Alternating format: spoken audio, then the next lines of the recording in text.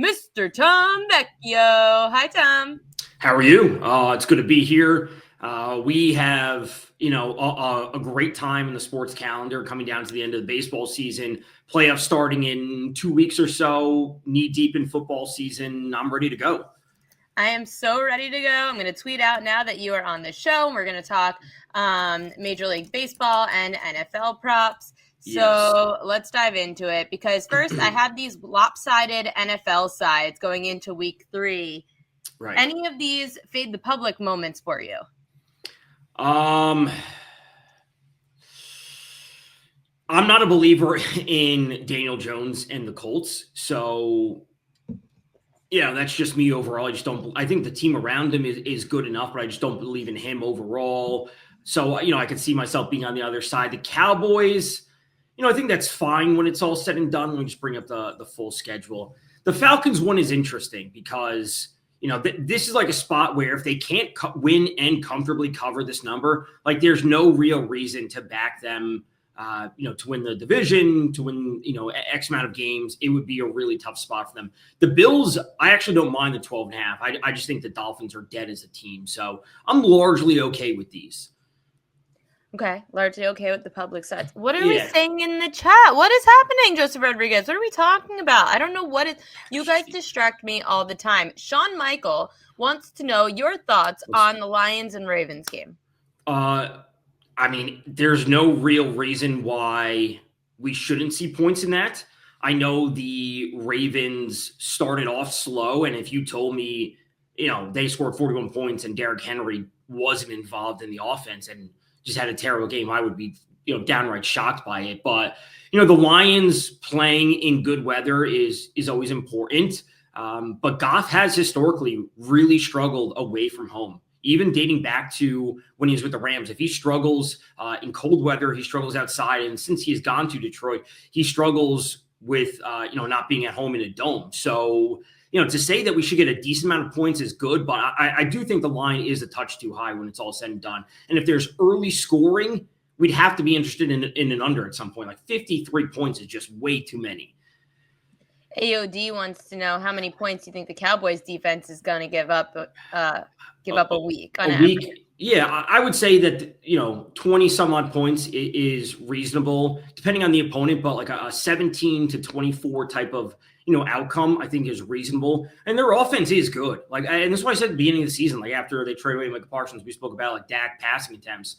So if the Cowboys give up 17 points, 20 points, 24 points, they should be able to score 24, 27, 28, whatever it might be, and really put games towards the over. As we saw, like if Russell Wilson and that 0-2 team can go up and put up 30 plus points, any other competent offense could do so against the Cowboys. I was laughing earlier today because I love when you just post a random, or when people do this in general, but coming from you, it's kind of funny, just posting a random thought. Yeah. Then, of course, you follow it up with stats in the next tweet. You initially tweet earlier this afternoon. Hold on. Producer problems. Mike Evans is going to score a touchdown this weekend. Of course, then there's the follow-up tweet afterwards where you give all the stats and the analytics. Everyone, Tom_Vecchio1 is where you could find his tweets. Why are you so confident in Mike Evans? So, first off, that line has disappeared because I tweeted that at like 30 or so minutes before Schefter tweeted that Fields was ruled out.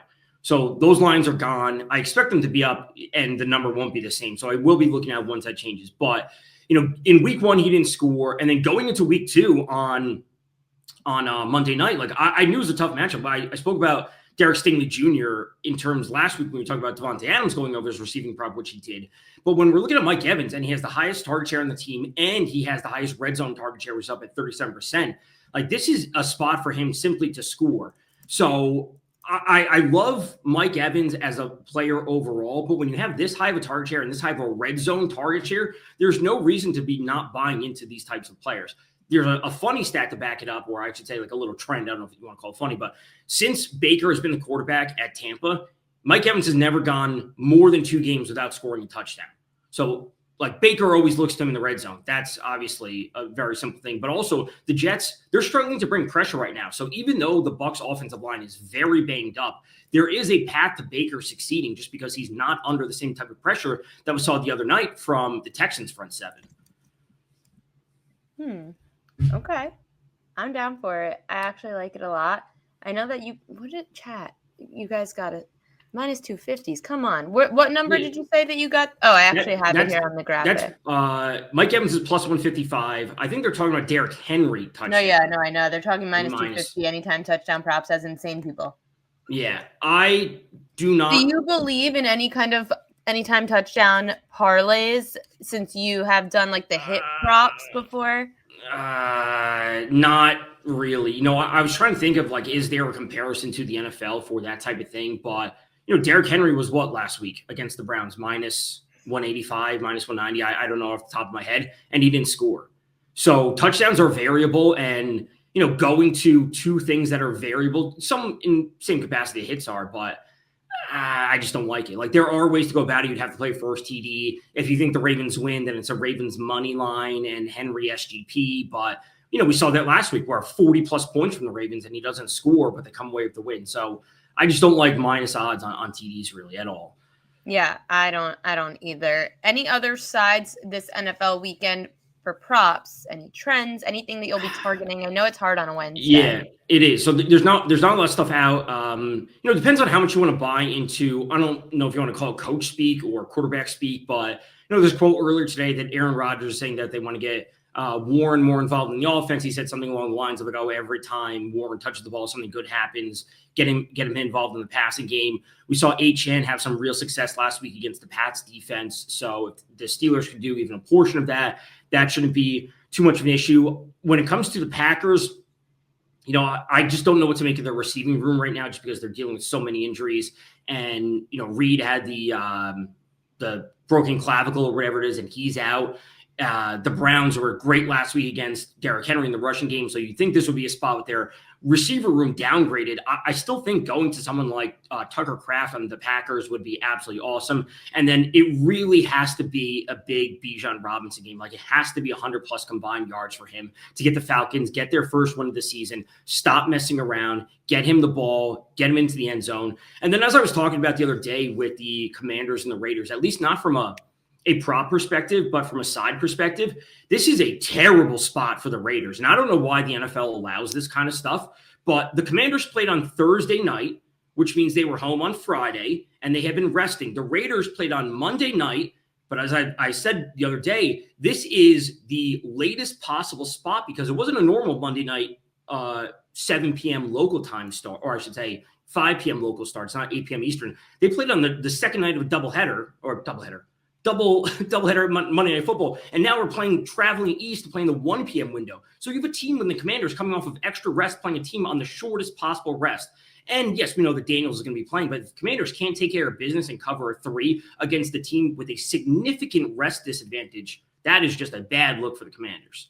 Absolutely. I am down on the Commanders this year as a whole, but that's also right. Injuries are not working in the Commanders' favor recently, and they've got to be careful with Jaden Daniels. You mentioned Devon Achane, who is playing tomorrow night. It's Dolphins-Bills. Line already moved, minus 12.5 Bills at home to minus 11.5.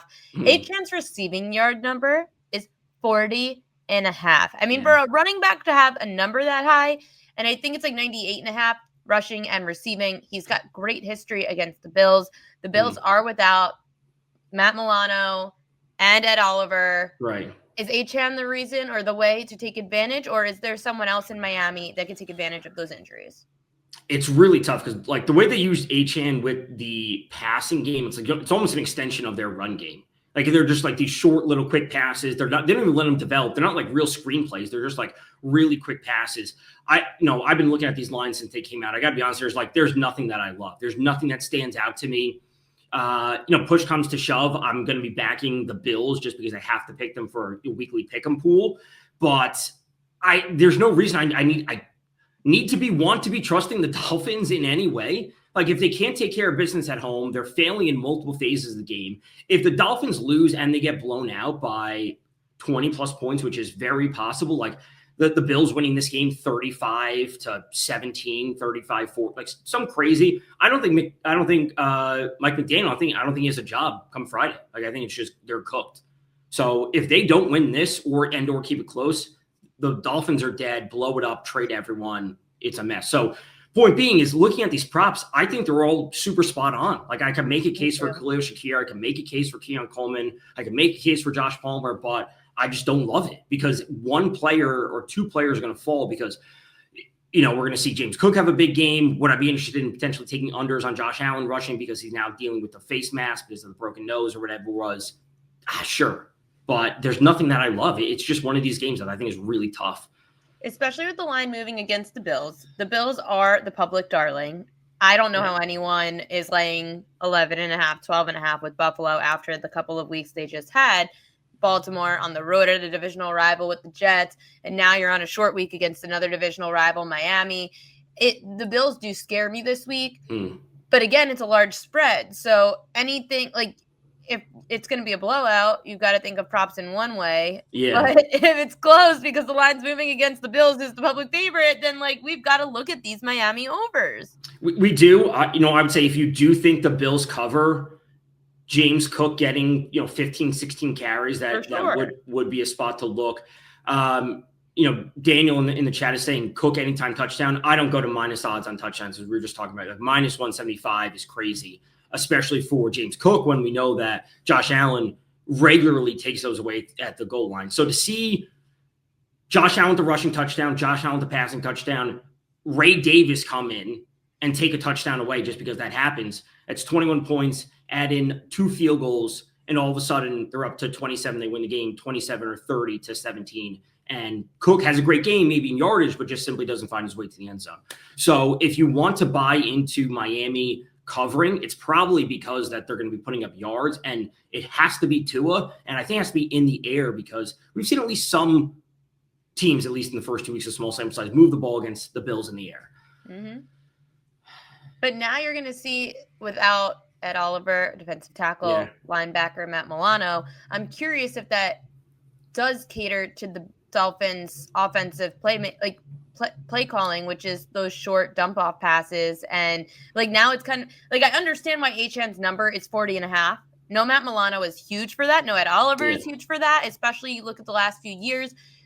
Achan has run for a ton against the Buffalo Bills. Right. And it's almost like Buffalo's saying, okay, let's tighten up the passing game and just let the Dolphins run on us. I don't know. I'm very torn on this whole game tomorrow. And I'm just trying to find the best way when you're without your star linebacker and your star defensive tackle. What is the best way? Is it to a completions? He's going to have to throw. He is. I'm almost thinking, is there just an alternate way? I don't want to back Tua over 1.5 passing touchdowns. I don't like that. His yards are okay. A part of me doesn't mind longest pass at 34.5. And that could come via a screen. That could come via an HN screen. So that's okay. And that's it as of now. I probably won't have any props in this game just because I think it's super spot on. Plus the spread is just out of control. How much do you know about this Tyreek Hill streak? How Buffalo has been really good at limiting him? Yeah. So some of that is in large part due to a lot of the games the Dolphins have played at Buffalo have come later in the season. One of those games against Buffalo was 2 years ago, was the wild card game. Skylar Thompson was the quarterback. 1 p.m. starting. It was a Saturday game. So you kind of got to sift through it and be like, okay, warm weather teams, when they've played in Buffalo later in the year, if there's any time for the Dolphins to play in Buffalo, it's in September. So good for them for this situation. But later in the season, they've always struggled. Some of those games he didn't have Tua. So you have to actually dig through it and be like, okay, when do we actually get – Right, because Tua's the reason – you look at those stats in Tua in these cold weather games, he never does well under 50 degrees. Yeah. So if that's your quarterback's issue, it's going to be a wide receiver issue. True. So you would have to go through a game by game and actually get the sample size of we have Tua playing and good weather. It's not late in the season. And then look at it and be like, okay, did something change? Because the Bills have changed up their secondary over the past few years. And I would be okay with going to I would play an alt on Tyreek before I played the over on 64. I'd rather go up to him at 80 rather than laying minus 114. I'd rather take a smaller unit, take the shot at 80 plus, than go to just 64. And if I'm wrong, I'm wrong, but at least I'm going for plus money. At least you're going for some value in a market that is volatile. It seems like everyone's kind of caught on to this Tyreek Hill news. Yeah. People just have to dig deeper. That's why I always, like, people say, and I've gotten hired at jobs before because people said, well, we feel like your analysis sounds authentic. I said, yes, because I go game by game. I never go through, okay, the averages. No, it's the average of going game by game when Tua's in a warmer weather situation. That's when you go game. Like, that's when you average together those kinds of games. But without that, Tom's right. You have to look at who the quarterback was, and you have to look at how cold it was. Yeah. And this can go for anything. Like, that's why I don't prefer trends, especially in the NFL or really across the board. I don't just blindly bet trends. I think there's too much noise in that, and you can get a little bit more specific on a game by game basis, which I think you really should be doing for everything. Absolutely. Okay, we've got Major League Baseball, and Mark in the chat is going to be very happy about this. You actually like the Blue Jays on the money line tonight. Yeah. The Blue Jays are leading the American League East, obviously. My poor Yankees are just, but the Blue Jays are on the road at the Tampa Bay Rays. Kevin Gausman on the mound for the Jays, minus 130. How come you're backing Gausman on the road? This is, as I talked about before, it's like not only just backing one pitcher. It's like, again, it's the totality of the Blue Jays. I just think they are the better team overall. There is some rain in the forecast, which, could alter things, especially if they get delayed and then Gausman maybe doesn't play or whatever, what have you. So take note of that. Ian Seymour is on the mound for the Rays. He's off to a pretty good start, but he also has a very small sample size, and we're also dealing with an extreme hitter's park, and he still has a 40% fly ball rate. So, yeah, the strikeouts can get going for him at times. But, again, with the power that the Blue Jays have in their lineup, even without Bo Bichette right now, if the weather comes into play and Seymour isn't there, I will take a bad Rays bullpen going up against this Blue Jays lineup. And we're getting it at a good price. So the Blue Jays are just a better team overall. Throwing a pitch that I think is due for some regression with a 40% fly ball rate is just not sustainable, especially in this type of park. I think they get it done, and minus 130 is a great line. If this was at home, I think it'd be closer to 175, 180 if Gausman was on the mound. Ooh. Yeah, I mean, I'm starting to play the game where teams don't care. It doesn't matter anymore. Except today. I thought today we would hit the over on Martin Perez K's because the Orioles got eliminated yesterday and they strike out a lot against lefties. And it looked like the Orioles gave a crap today. Like, what the hell? What the hell? I will say, what was it? Late last week sometime, Skeens went 5 innings with 64 pitches. It wasn't his most recent start. It was like the start before that. I think it was 64, 74 pitches in 5 innings, something like that. I'm like, all right, we're at the end of the season. And if you're looking to back Skeens, and now he's only going to 64, 74 pitches, whatever it was, I don't know off the top of my head, but like that is a wild thing to be not getting 90-plus pitches out of your star pitcher. Well, it's always these players that they're trying to save for next year. Yeah. We don't want to hurt them. Like, I kind of understand. Oh, I understand it from a team perspective, but from betting on it, if you're betting on you're just blindly taking scheme strikeouts or outs or first 5, like you have to understand that this is changing in the final 2 weeks of the season in the last 13, 14 days of September. Oh, absolutely. And people have to be careful of that. Yeah. I know a lot of these pitchers, even going into the playoffs, teams that might know that they are in the playoffs already may be pulling starters early. So just to rest them. All possible.